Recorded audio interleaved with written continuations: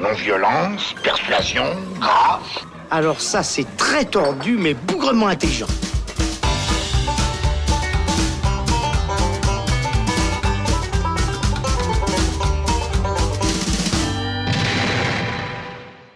Bonjour à tous, c'est Robin et bienvenue dans le Shot, la version courte du Saloon qui nous permet de revenir sur différents thèmes. Et aujourd'hui, nous sommes dans un festival au 24e GIF, le Festival international du film de Genève, qui se déroule donc à Genève, comme son nom l'indique, et jusqu'au 10 novembre. Nous sommes actuellement jeudi et nous enregistrons cette émission pour parler un petit peu de ce festival en compagnie de Pascal Gavillet. Salut. Salut Robin, ça va ? Ça va très bien, on est là dans cette belle salle du PITEF à Genève pour parler de ce festival, 24e édition je l'ai dit, ce festival qui a donc débuté le 2 novembre et qui a une particularité, on va tout de suite le dire, c'est un festival qui se veut multimédia, il y a évidemment des films, on va largement en parler, il y a des séries, ça c'est un peu moins notre domaine, et puis toute une partie digitale qui met vraiment un accent sur tout ce qui est réalité virtuelle, etc. Et toi d'ailleurs tu as eu l'occasion d'assister à tout ce qui est justement digital, on va en parler avec toi notamment. Première impression, comment ça s'est passé, c'est tout ce qui était justement réalité virtuelle? Très bien, d'abord ce que je voulais préciser c'est que c'est un festival qui a su s'adapter aux nouvelles technologies, au numérique, au digital, contrairement à d'autres. Il a su très vite prendre le train en marche et cette année la VR, comme on dit, la virtual reality, est une section à part entière, une section très forte. J'ai expérimenté une douzaine d'œuvres. Personnellement j'adore ça, je trouve que chaque installation, chaque projet est différent, donc on ne peut pas les réunir thématiquement, dirais-je. Il y a des choses très sérieuses avec des engagements qui parlent d'engagement politique, qui parlent de problématiques sociétales. Et puis il y a des choses très ludiques, comme cette installation qui nous permet de voler comme un oiseau, comme un ptérodactyle finalement. Ça s'appelle Jurassic Flight. C'est vraiment l'attraction de la VR cette année, parce qu'il y a des gens qui font la queue, surtout des jeunes, surtout des ados qui viennent expérimenter ça. Et on les comprend. Et toutes ces choses-là, ça nous change finalement de la consommation de films telle qu'on la vit, telle que moi je la pratique dans tous les festivals depuis X années. Le GIF, c'est vraiment un festival que j'ai vu évoluer, parce que je te rappelle, je ne sais pas si tu le sais, que j'étais là au tout début. Donc il y a 24 ans, j'ai assisté à la naissance du GIF, qui ne s'appelait pas du tout le GIF. Le GIF, il s'appelle comme ça que depuis 2 ans. Avant, c'était encore cinéma tous écrans, cinéma tout écran, je ne sais plus dans quel ordre ça a été abandonné ou pas abandonné. Enfin, au tout début, c'était la section parallèle dans notre festival qui s'appelait Stars de demain, qui était consacré aux jeunes acteurs européens, un festival qui n'existe plus. Et la toute première année, quand Tous écrans était une section de Stars de demain, ils se sont fâchés, les deux festivals. Alors, Tous écrans a décidé de faire cavalier seul. Et l'année suivante, c'était un festival à lui tout seul, qui s'est déroulé sur quelques jours, qui était alors dirigé par un autre directeur, Léo Kahneman, qui ensuite a laissé sa place à Claudia Durigna. Emmanuel Queno est arrivé voilà 6 ans, et c'est lui qui a changé radicalement et de fond en comble le concept du festival, qui au départ était basé sur les oppositions ou les points communs entre télévision et cinéma, ce qui pouvait opposer ces deux thèmes, et il se consacrait surtout au cinéma, à comment les auteurs s'adaptent au concept de télévision. C'est plus tellement le cas aujourd'hui, on parle plus de cette problématique-là. Et le festival, maintenant, c'est 3 axes: cinéma, télévision et digital. Ce qui est vraiment, pour le coup, assez original dans le paysage alors des festivals, en tout cas en Suisse romande, voire même en Suisse. Hein, c'est peut-être la région qu'on connaît le mieux en termes de festivals. C'est vrai que comparé par exemple à Locarno ou même à Vevey, où on était il y a quelques jours, là c'est complètement différent. Donc avant de revenir sur la VR, je te propose qu'on parle un petit peu de cinéma, puisque évidemment c'est au cœur de cet événement. Il y a une compétition, il y a des courts-métrages, il y a des longs-métrages, l'occasion de découvrir pas mal de choses, notamment, et ça avait fait pas mal de bruit un peu plus tôt cette année. C'était le film d'ouverture, Un couteau dans le cœur de Yann Gonzalez, qui a été projeté le 2 novembre en film d'ouverture. Toi, tu as eu l'occasion, notamment à Cannes ou dans d'autres festivals, de voir pas mal de films déjà en avance de ce GIF. Comment tu trouves cette sélection cette année? Peut-être un petit mot aussi sur Un couteau dans le cœur qui a ouvert le festival. Alors, je la trouve très forte, très intéressante, très tranchée. Justement, on parle d'Un couteau dans le cœur. C'est vrai que c'est un film que certains vont adorer et d'autres détester. Donc c'est le genre de film qu'il faut dans un festival, qui provoque des discussions, voire des polémiques, voire des disputes. Et ça, c'est toujours idéal dans les festivals, les films qui mettent pas tout le monde d'accord. Parce que les films qui mettent tout le monde d'accord, finalement, c'est un peu chiant. Tout le monde est content, on s'embrasse à la sortie, on boit un verre et on va se coucher. Là, non. Là, il y a des gens qui disent c'est scandaleux, il a fait n'importe quoi. D'autres, c'est génial, c'est un fantasme. Je sais pas si tu veux raconter de quoi ça parle. Ouais, alors on suit en fait l'histoire de Vanessa Paradis qui joue le rôle d'une productrice de films érotiques homosexuels et en fait qui va se laisser un peu porter dans est-ce que c'est rêve, réalité, un songe, voilà, elle va suivre un petit peu. Donc c'est un personnage qui existait, cette productrice qui s'appelait Anne-Marie Tenzi, qui produisait effectivement la totalité des films gays des années 80, 70, 80. Elle a existé, donc c'est un personnage dont González s'inspire réellement. Elle est décédée aujourd'hui, mais c'est pas, il invente rien. Alors, il fantasme un peu cette histoire. C'est pas un biopic, c'est vraiment une vision fantasmée, voire fantasmatique d'une réalité qui a existé. C'est pour ça que le film est bien, c'est que c'est qu'il cherche pas à être naturaliste ou à être une reconstitution historique, au contraire. Et puis là, tout va basculer en fait quand un mystérieux tueur masqué va commencer à, on va le dire, zigouiller un petit peu toute l'équipe de Vanessa Paradis. On va donc la suivre un peu dans cette histoire d'enquête mélangée à, comme tu le disais, ce côté un peu fantasme, fantastique, etc. Moi, j'ai trouvé le film très intéressant, même si je suis peut-être un petit peu moins unanime que certains l'avaient été ici à la sortie. Mais comme tu l'as dit, vraiment un bon film d'ouverture qui ne laisse pas du tout indifférent. Ça, c'est le cas de le dire. Non, c'est exactement ce qu'il faut. Et puis la plupart, alors j'ai envie de dire que la plupart des films retenus au GIF sont un peu dans ce tonneau-là. Le film de Regadas en Nuestro Tiempo, qui est dans une des sections dans Highlight Screenings, je pense, c'est aussi un objet extrême. Je veux dire, ça dure 3 heures, c'est une sorte de scène de ménage, on ne sait pas trop. Il y a des gens qui trouvent ça épouvantable, d'autres qui trouvent ça génial. Là aussi, il laisse personne indifférent. Et puis... un film comme Les Chatouilles, qu'on a découvert en avant-première ici ce week-end, je crois, qui traite de la pédophilie sous un angle extrêmement inhabituel, vu qu'il y a des numéros de danse qui viennent s'insérer dans l'histoire, et puis qui viennent un peu distancer le côté dramatique du sujet. Alors, il n'y a que des films qui correspondent finalement à des vrais choix, à des vraies propositions de cinéma. En plus, Emmanuel Queno, il a l'idée... sa volonté, c'est de ne sélectionner que des premières suisses, que des films pas montrés dans d'autres festivals en Suisse, donc ni à Locarno, ni à Zurich, ni évidemment dans les festivals romans. Alors ça donne un ton au festival, ça donne une couleur, même si évidemment on aimerait voir certains films qu'on a déjà vus ailleurs à Locarno, parfois ils ne peuvent pas être là, puisque Locarno les a vus avant, c'est comme ça. Mais c'est un choix qui correspond à un vrai choix artistique, et je trouve ça très bien. Voilà, donc tu le disais, Emmanuel Queno, qui est donc le directeur artistique du GIF depuis 6 ans et qui a donné un petit peu cette orientation actuelle. Alors, je crois d'ailleurs que dans la sélection des films, toi, tu as eu vraiment un coup de cœur. Tu as d'ailleurs écrit un article dessus, donc c'est vraiment un film qui t'a marqué. Oui, un film que j'ai vu mercredi soir ou mardi soir plutôt, qui s'appelle Oui en anglais, ça veut dire nous. C'est une histoire, c'est un peu un teen movie, c'est un film d'ado, mais qui est implacablement dur. Parce qu'il montre des ados qui se livrent à des actes gratuits, souvent à connotation sexuelle, des actes assez violents. Et c'est un film sans morale, sans jugement, qui nous plonge face à cette réalité-là, sans garde-fou. Alors c'est tiré de faits réels, c'est tiré dans livres, je crois. Hein. Et c'est assez glaçant. J'ai aimé ce climat glacé qui met en scène et qui met en place le réalisateur. Il s'appelle René Heller. Le film est une coproduction entre la Hollande et la Belgique, donc je pense que c'est un film majoritairement hollandais. Et c'est vrai que c'est un des coups de cœur, ça m'a impressionné. Là aussi, c'est une proposition de cinéma, c'est un film tranché, c'est un film qui ose et qui ne va pas mettre tout le monde d'accord. Encore un.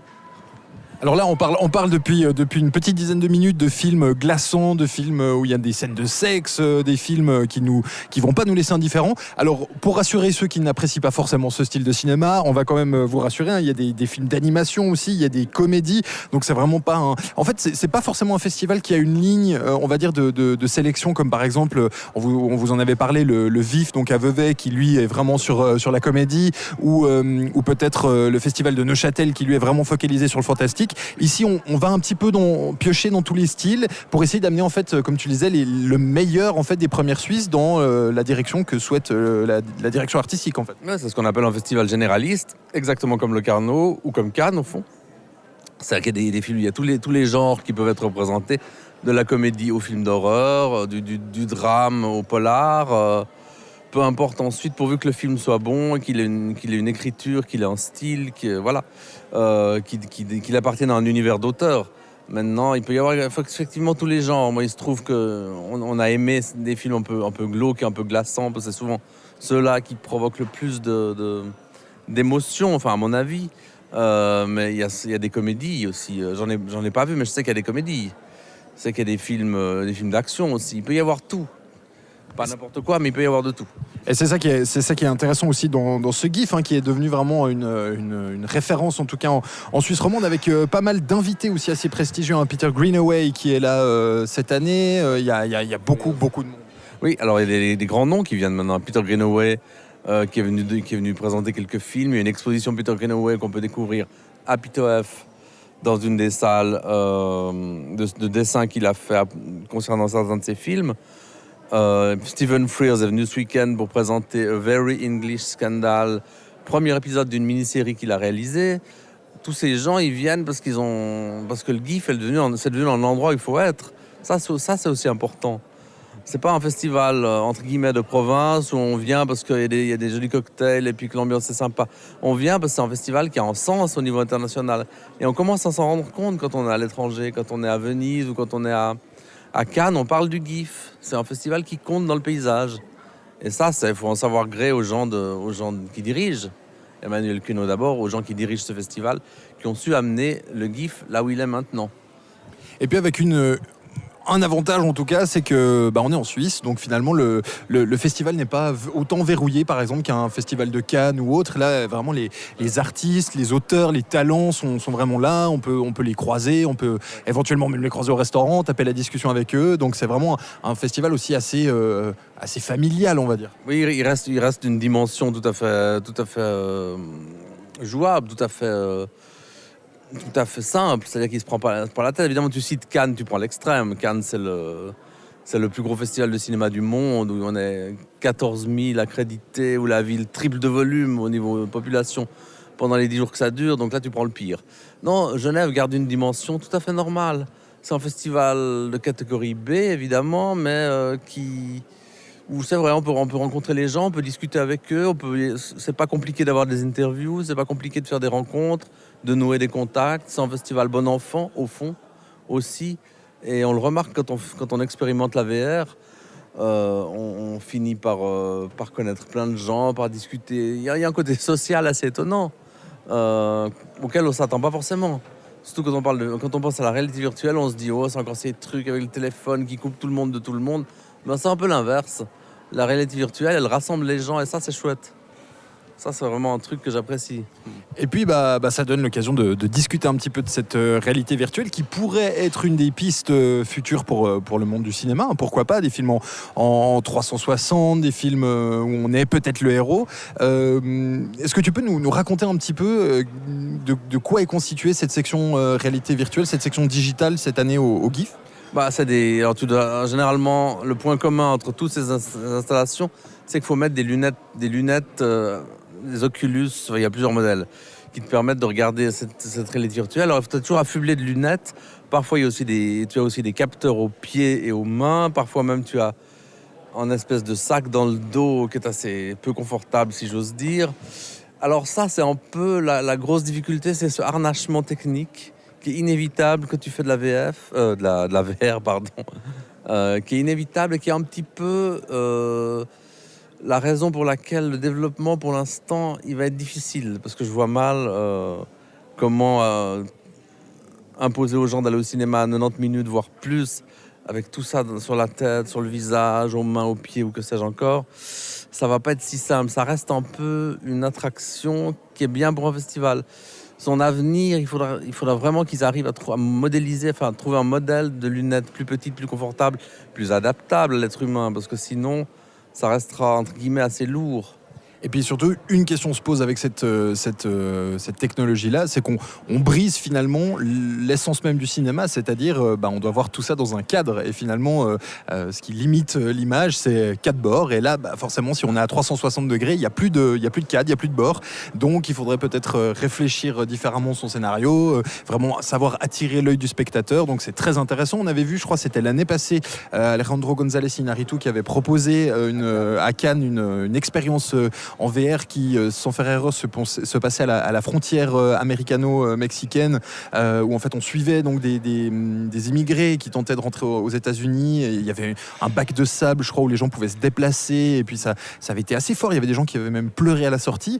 Là, ici, au GIF, donc tu me disais, on peut voler comme un oiseau, on peut rentrer dans un tableau. Ouais. C'est assez particulier.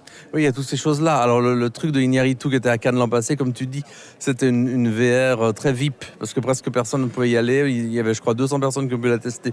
C'est quand même peu. Effectivement, ici, il y a ce qu'ils appellent le musée VR. C'est un musée virtuel où tu voyages dans des tableaux. Alors, il y a un côté à la fois didactique. On te raconte comment le tableau a été conçu, créé, et puis tu es à l'intérieur.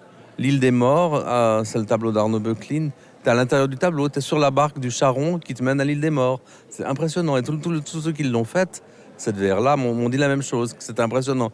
Alors, quand on vole comme un oiseau dans Jurassic Flight, dans la préhistoire en plus... on se sent chez Spielberg. Je n'irai pas jusqu'à dire ça parce qu'on n'a pas le temps. Ça dure 2-3 minutes. Il faut éviter de se cracher. Donc il faut gérer ça avec les bras.